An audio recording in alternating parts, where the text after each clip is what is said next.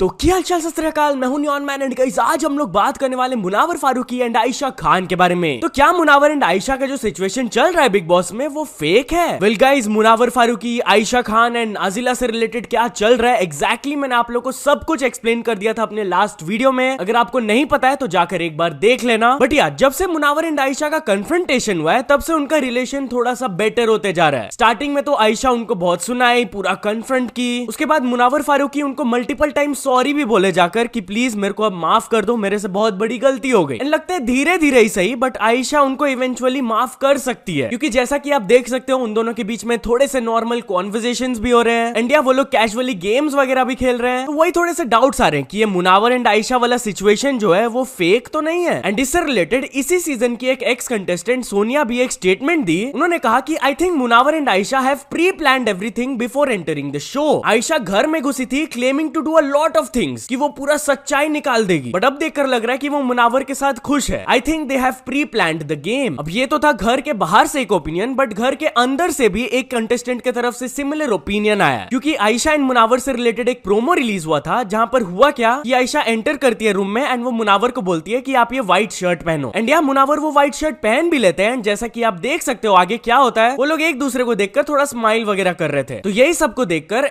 ऐश्वर्या अपना ओपिनियन देती है, मेरे को तो बहुत एक्टिंग लग रही है मुनावर की साइड से, तुम लुक्स भी दे रहे हो, उसने जो बोला व्हाइट शर्ट पहन लो वो भी पहन के जा रहे हो, लोग इतने भी बेवकूफ नहीं है जितना तुम समझ रहे हो। बट या फुकरा इंसान भी सिचुएशन के ऊपर अपना रिएक्शन दिए। रिसेंटली उनका एक शॉर्ट इंटरव्यू आया था, तो उन्होंने कहा कि ऑब्वियसली अगर कोई डबल डेट कर रहा है, ट्रिपल डेट कर रहा है, that is very wrong and we will never support इस चीज को। बट हाँ, जो मेरे को बुरा लगता है वो ये लगता है कि भाई पर्सनल लाइफ का तमाशा नेशनल टेलीविजन में लाकर क्यों किया जा रहा है। That's what I don't appreciate. अब ये तो था इन दोनों का स्टोरी, बट नाजिला जो कि एक्स गर्लफ्रेंड है मुनावर फारूकी, वो कल वाले वीडियो में मैंने आप लोगों को दिखाया था, बहुत बड़े एलिगेशंस लगाई थी उनके अगेंस्ट। अब उनके ऊपर भी कुछ एलिगेशंस लग रहे हैं। जी हाँ, उनकी फ्रेंड का एक लाइव स्ट्रीम क्लिप वायरल जा रहा है जहां पर वो लोग दोनों एक साथ थे एंड उनकी फ्रेंड बोल रही होती है कि नाजिला कभी कभी क्या करती है कि वो रैंडम बॉयज से बात करती है just because she is board, and वो उन लड़कों के अंदर होप्स जगा देती है कि आगे जाकर वो लोग भी कुछ हो सकते हैं। नाउ मेरे को नहीं पता ये लाइव स्ट्रीम कब का है, बट स्टिल एक छोटा सा क्लिप मैं आपको प्ले करके दिखा देता हूँ। She doesn't like someone, she'll make them think they like her, you know, like for example this person she's talking to, she doesn't like him at all, she's just bored, so she doesn't like him at all and she's bored, so she'll make him think she really likes him, like she'll give him these random hints, right? And there's this random dude in like Pune who wants to be with her and she's like, bro, like I don't know why he even like wants to, like we don't even know each other that well, but then obviously she got bored and all for like 1-2 days and now they like still the love of her life and she can't live without him. तो चलिए आगे बढ़ते हम लोग बात करने वाले UK07 rider versus अचानक भयानक गेमिंग की वाइफ के बारे में। तो गाइस, बिग बॉस के इस सीजन में UK07 राइडर एंड अचानक भयानक gaming that is Arun Mashetty के बीच में थोड़े से कंट्रोवर्सीज हुए हैं। उन दोनों के बीच में एक मेजर झगड़ा भी हुआ था जहां पर एक दूसरे के फैमिली के साइड को भी लाया गया था। तो रिसेंटली शायद इन दोनों के बीच में फिर से एक आर्ग्यूमेंट हुआ था जहां पर UK07 राइडर अरुण माशेट्टी के वाइफ के बारे में फिर से मेंशन कर दिए एंड इस बार उनकी वाइफ शांत नहीं थी, वो उनके अगेंस्ट एक रोस्ट वीडियो रिलीज की। जी हाँ, उन्होंने ये रील अपलोड किया, आप खुद देख लीजिए वो क्या बोली। मैं 1 टाइम माफ कर दो, 2 टाइम माफ कर दो, 3rd मेरे को नहीं माफ कर दो। He cry for her wife. I speak for your family. To event where you go in hotel, you remember? Again, you talk about her wife. एक बार एक गलत खत्म, सल्तनत खत्म। चल निकल, चल निकल।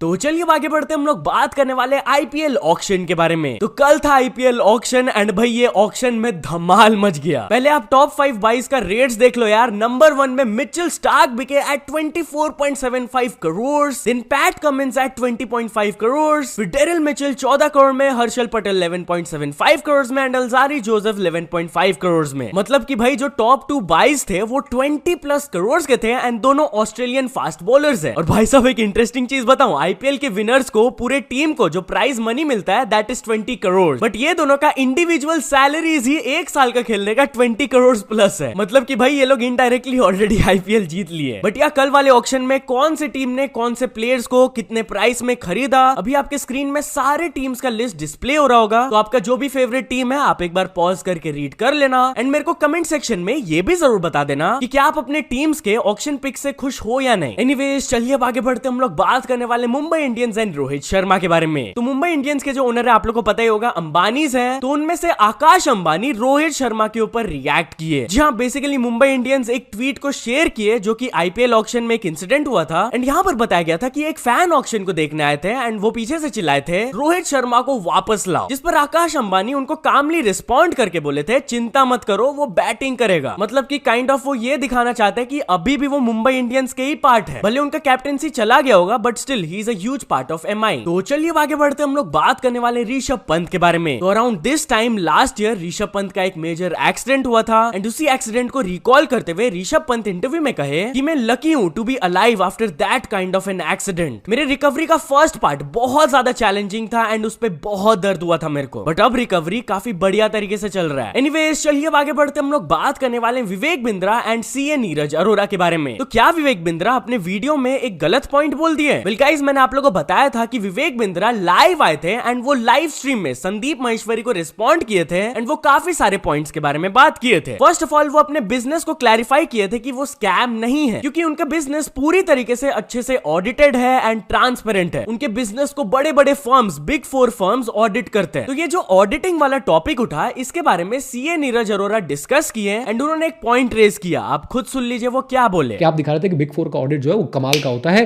और बिग 4 ने अगर ऑडिट किया तो फ्रॉड के तो चांसेस है ही नहीं।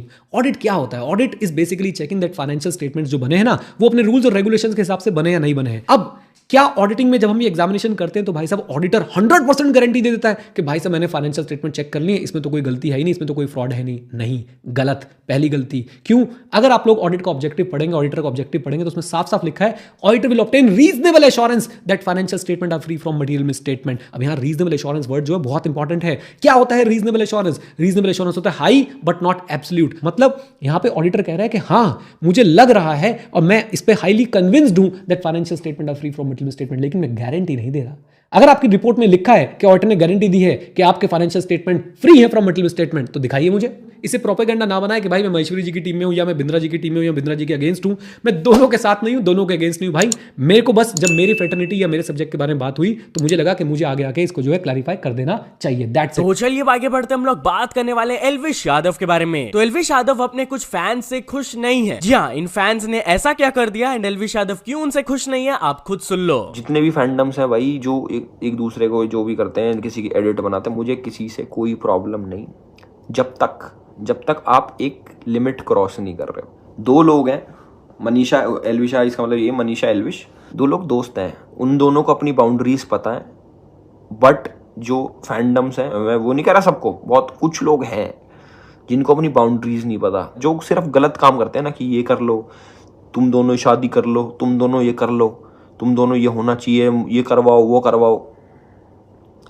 उनको समझना चाहिए बाबा कि There's a boundary। तो चलिए आगे बढ़ते हम लोग बात करने वाले ट्रिगर्ड इंसान के बारे में। तो ट्रिगर्ड इंसान को एक बहुत ही प्लेजेंट सरप्राइज मिला। जहाँ गाइस वो विस्तारा एयरवेज के थ्रू ट्रैवल कर रहे थे एंड अचानक से उनको एक नोट मिला जिसमें कि वही लिखा था कि हे Nishchay triggered Insaan, thank you for flying with us. आपका वीडियोस हम लोग को बहुत पसंद आता है, they are very funny, best wishes for your channel. And ये चीज देखकर ऑफ कोर्स उनको बहुत अच्छा लगा, तो वो कहे Vistara crew is the sweetest for real. तो चलिए आगे बढ़ते हम लोग बात करने वाले एक serious friend versus friend situation के बारे में। अब हमारे लाइफ में दोस्तों के बीच में थोड़ा मोड़ा झगड़ा तो चलते ही रहता है, बट महाराष्ट्र से एक 16 साल का बच्चा कुछ ज्यादा ही आगे बढ़ गया भाई। बेसिकली वो अपने एक फ्रेंड को शार्प ऑब्जेक्ट से स्टैब कर दिया था for not responding to his calls. And बताया जा रहा है कि वो इसलिए भी अपसेट थे क्योंकि उनका फ्रेंड जो था वो अपने न्यू फ्रेंड्स के साथ हैंग आउट कर रहा था, इसीलिए वो 16 साल के बच्चे के अगेंस्ट अटेम्प्ट टू का चार्ज लगा दिया गया भाई। तो चलिए अब आगे बढ़ते हम लोग बात करने वाले एक स्कूटी ओनर के बारे में जिनके अगेंस्ट 3.25 लाख का फाइन लग गया। जी हाँ, एक स्कूटी कितना का ही होता होगा, अप्रोक्सीमेटली 1 लाख का, बट ये ओनर को 3.25 लाख का फाइन लग गया फॉर ब्रेकिंग ट्रैफिक रूल्स। बताया जा रहा है कि the vehicle owner is a woman and ये जो 600 वायलेशंस है ये हुए for not wearing a helmet and for talking on the mobile phone while riding. Anyways चलिए अब आगे बढ़ते हम लोग बात करने वाले केआरके के बारे में। तो क्या फाइनली केआरके अपने क्रिटिक वाले जॉब को क्विट करके एक डायरेक्टर डायरेक्टर बनने वाले हैं। वेल इससे रिलेटेड उन्होंने ट्वीट करके बोला, I am leaving critic job to fulfil my dream of becoming writer and director. I will officially announce my film in January 2024 as a director. Hope I will be able to make a good film. चलो finally एक movie हम लोग को मिल गया भाई, जो कि 5000 करोड़ तो आराम से कर लेगा यार बॉक्स ऑफिस में। तो या तो चलिए अब कुछ अचीवमेंट्स के बारे में बात करते हैं। तो first of all crime play flicks ने कंप्लीट कर चुके हैं 1 million subscribers. Then the mermaid scales ने कंप्लीट कर चुकी है 10 million subscribers. And finally David Solanki को मिल चुका उनका silver play button. So many many congratulations to all of them. तो चलिए आगे बढ़ते हम लोग बात करने वाले एक एक्टर के बारे में जो मार्वल्स के लिए काम करते थे एंड उनके लॉ ब्रेक करने की वजह से उनको मार्वल ने किक आउट कर दिया, फायर कर दिया। जी हाँ guys, I am talking about Jonathan measures and I am sure आप इनको रिसेंट टाइम्स में एक मूवी में देखे होंगे जो कि है Ant Man and the Wasp Quantumania में, एंड वो लोकी सीरीज में भी अपीयर किए थे। रिसेंटली क्या हुआ कि उनके अगेंस्ट एक वर्डिक्ट पास हो गया कि he has been found guilty of assaulting ex-girlfriend and harassing her। And जैसे ये न्यूज बाहर आया मार्वल स्टूडियोज ने उनको फायर कर दिया फटाक से एकदम। तो चलिए अब आगे बढ़ते हम लोग बात करने वाले रैपर ड्रेक के बारे में। तो ड्रेक का ये वाला वीडियो वायरल जा रहा है एंड लोग उनको बहुत ज्यादा अप्रिशिएट कर रहे हैं। जहां गाइस वो ऐसे लाइव आए थे एंड उनको कुछ कुछ डोनेशंस मिल रहे थे। एक पर्सन ने उनको खाली 20 सेंट्स डोनेट किया था, विच इज अप्रोक्सीमेटली 15-17 रुपीज। अब ड्रेक एक मल्टी मिलियनर पर्सन है यार, एंड कहीं ना कहीं हम लोग अज्यूम कर लेते हैं यार कि ऐसे बड़े सेलिब्रिटीज छोटा मोटा डोनेशन को तो इग्नोर ही कर देंगे, बट उन्होंने ये डोनेशन को एक्नॉलेज किया एंड उनके तरफ से ये रिएक्शन आया। But honestly though,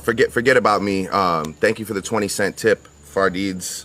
Appreciate that. That'll go to a good cause. Twitter में ये वाला क्लिप बहुत ज्यादा वायरल जा रहा है एंड जैसा कि आप देख सकते हो कमेंट्स में उनको बहुत ज्यादा अप्रिशिएट किया जा रहा है इस चीज के लिए, एंड लोग बोल रहे हैं कि बाकी स्ट्रीमर्स इनसे सीखो भाई। तो या तो चल दोस्तों आज के वीडियो के लिए बस इतना ही। अगर आपको ये वीडियो थोड़ा सा भी पसंद आया हो तो लाइक कर देना, चैनल को अभी तक सब्सक्राइब नहीं किया हो तो जल्दी से जल्दी सब्सक्राइब भी कर लेना। न्यूज सबमिशन का लिंक डिस्क्रिप्शन में, वहां से जाके अगर आप कुछ न्यूज वगैरह भेजोगे तो आपको क्रेडिट्स भी मिल सकता है मेरे डिस्क्रिप्शन में। सो ऐसे सपोर्ट करते रहना, मिलते हैं नेक्स्ट वीडियो में। Till then bye bye.